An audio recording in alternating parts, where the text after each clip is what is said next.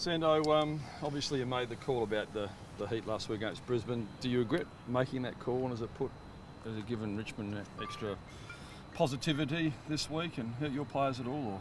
No, I don't think so. I think we needed to make a point. I think if you crunch the numbers, the Crows in the last 4 years have played that day game in Brisbane.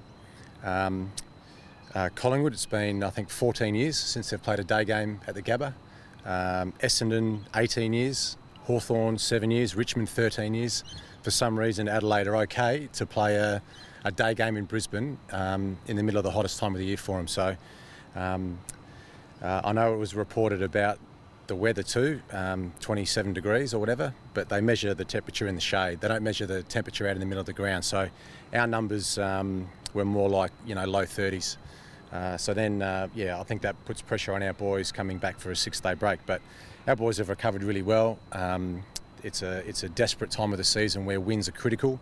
The fixture hasn't helped us in our ideal preparation, but we'll do our very best to beat Richmond, and I'm sure it's going to be a cracking game. So do you request not to have that play up there this time next year? Well, sometimes you've got to use this forum to get a message across. Emails and phone calls don't often work.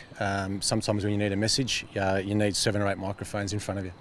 And how have the players recovered during the week? Do you think that's going to be an issue tomorrow night? Oh, they've been great. I mean, doesn't matter if it's the first game of the season or round 21, 22 or finals. There's going to be a point in this game where all of our players are exhausted, but Richmond will be the same. It's just the way the game's played now. It's important that under those times, whether it's in the first quarter or the last quarter, we've got to be able to push ourselves mentally and physically harder than what Richmond do. Brenton, have the AFL contacted you? Your argument by not using all your rotations then, if you seem to have left 31? Well, we couldn't because we had 2 players who were in hospital, so we couldn't actually use all of our rotations when we only had 2 on the bench. But you can still rotate those 2 on the bench if you wanted to. Not when you've only got 2 on the bench. You can't. No, you can't use all your rotations when you've got 2 players in hospital. But in the end, you won by 100. So did you put percentage ahead of actually playing welfare by not using the rotation? No, we were trying to rotate players as much as we could. We used 160 rotations last year. This year we have to use 120.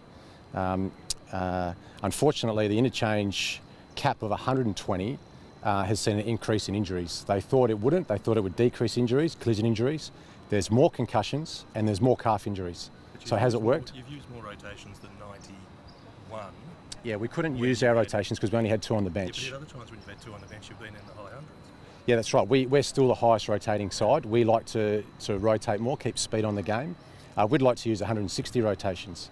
But unfortunately, when you talk about player safety and welfare, when you're playing in 30-degree heat and you lose 2 players, Well, the argument surely is then you rotate even more. Yeah, we'd like to, but there's a cap of 120. Yeah, but you use 90. Yeah, because we've had 2 players in hospital.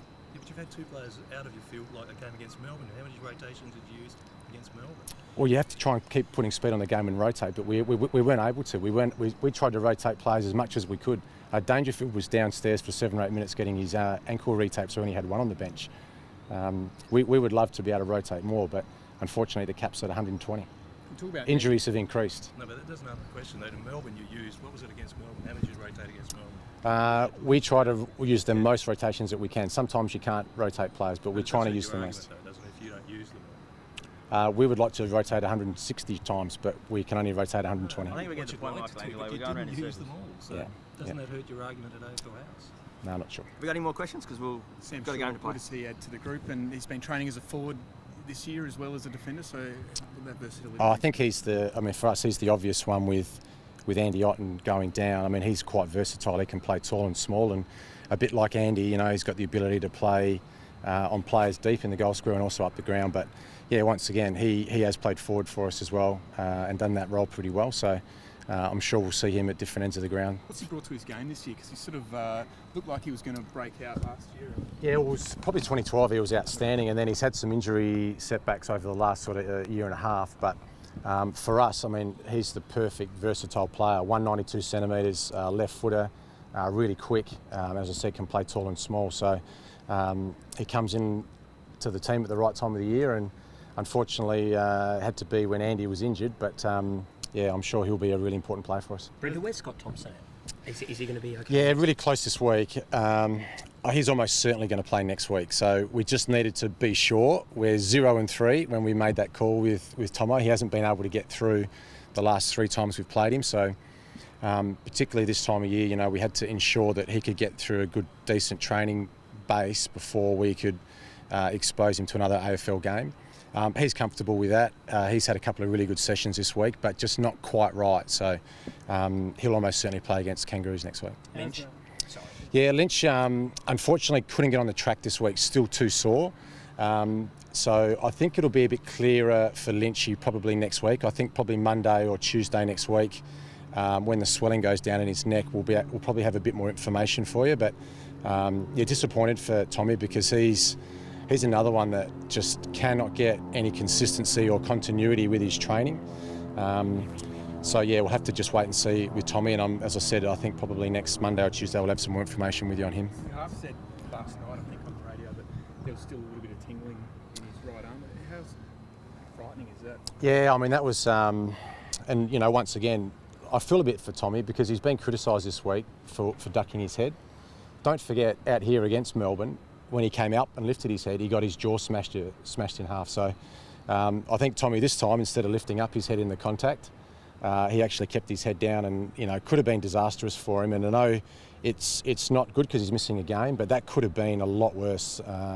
And, in the coach's box and our players, the maturity of that young group to be able to, put that behind them, they have to be commended for that because that did look really, really bad on the vision. But What do you quite say? confident that residual sort of tingling is nothing serious? Yeah, we've got our fingers crossed. Yeah, I mean it's not bad for Tommy, like you said. Just I've got a bit of sort of tingling still in the fingers. But any neck injury, obviously, we're going to not take a risk with, and we have to make a smart decision with how we look after him. So just on Lynch, a lot of talk about how well the forward line functioned both before he went off and then after, with 3 tools, if you count him as a mobile tool, then 2 afterwards. Yep. J-Pod comes back this week.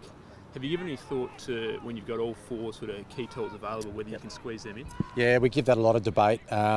We have played, because Lynch has been out for most of the season, our structure's been pretty consistent with the 3 tools for most of the year, which we've had good success and other times it's hurt us. But yeah, in this game we'll go with the 3 tools. As I said, it's worked for us plenty of times well here. So when Lynch comes back, we'll have to maybe just rethink that, whether it's worth playing with 4 tools, 3.5 tools. But Cameron gives us something a bit different too. With Cameron back in the side last week, that helps us when the ball hits ground level. Wright, Betts and Cameron, if those boys don't mark it, they're pretty dangerous at ground level. So we're looking like we're getting a structure how we want it. You spoke about Lynch. Do you instruct your players to try to stand up in tackles though? Yeah, spin out of trouble, fend off in trouble. But normally you do get, the rule changes have been to protect player, with head-high contact. Unfortunately, concussion numbers are increasing. So I know that the AFL are going to review that and just see if the adjustments they've made have actually made a difference. The Tigers, what are you expecting from them? Obviously 6 in a row. Yeah, they're red hot. Their contested ball numbers are really good. They're averaging, I think, plus 20 contested ball. So they're really good around the contest. They're a side full of talent, and they're probably, in the last 6 weeks, the last 6 wins they've had, they've been really, really good. So we'll have to be at our best to beat them. It's the number 1 and 2 contested ball sides, the number 1 and 2 clearance teams. We'll have to be at our very best. This is a really good team we're playing tomorrow night. Do you worry that you've given the boys an out or an excuse before the game's been played? No, we've won on a 6-day break before. We're coming back from Perth earlier this year. We beat North Melbourne here, so it's just the reality of the competition. Sometimes you have to get yourself up on a 6-day break. They're coming off 8. It's going to be a cracking game. The side that's able to execute best under pressure will win the game. Hopefully that's us. Another chat. Oh yeah, they're ready. The staff, the players, the attitude around the group all season, even when we started 0-3, the attitude of the players has just been spot on. We just haven't been able to execute consistently well. That'll be one of our key focuses tomorrow night. Can we handle the big occasion? Are we able to execute when it really matters? You touched on Eddie Betts after the game. He's been great for you this year, but you'd rather him be a little bit more selfish. Can you elaborate on that? Oh, well, Eddie, for example, on the weekend kicked 3 goals, 1 and had 6 score assists. 4 of those were goal assists. So at times I'd rather Eddie just go back or actually have a shot for goal himself, but he's so unselfish, you know, the way that he brings his teammates into the game. But I think at times we can overdo it. I think he can overdo it. So we just had a quiet word this week about taking your opportunities. If there's a chance there to kick a goal, just kick it. But he does like to bring his teammates into it. What's he say to you about that? Why he's so... He just gives me that big cheesy grin and says, you know, that he'll do his very best to do that. But I think it's just in his nature. You know, he's very unselfish when it comes to how he plays his footy. Brenton, you said sometimes. Sorry, you go, mate. And knowing sort of what performance you'll get come Saturday night, it just seems like the right opportunity. You're playing a side like Richmond are in good form. You finished the game against Brisbane particularly well in front of a home parochial crowd. Should be over 50,000. Yeah, the stage is set. You know, it's going to be a blockbuster. Our fans have been incredible this year. You know, if we get a couple of 50,000 crowds to finish the year off, we could be the most attended club in the AFL this year, which would be a great achievement. You know, we're a little bit behind Collingwood at the moment when it comes to the record crowds for the AFL. So a couple of 50s to finish the year off against Richmond and St Kilda would be great for our club and our fans to be the number one attended team. Brenton, I know that you said sometimes emails, phone calls don't work. Have the AFL got on the blower this week? Yes, surprisingly yes.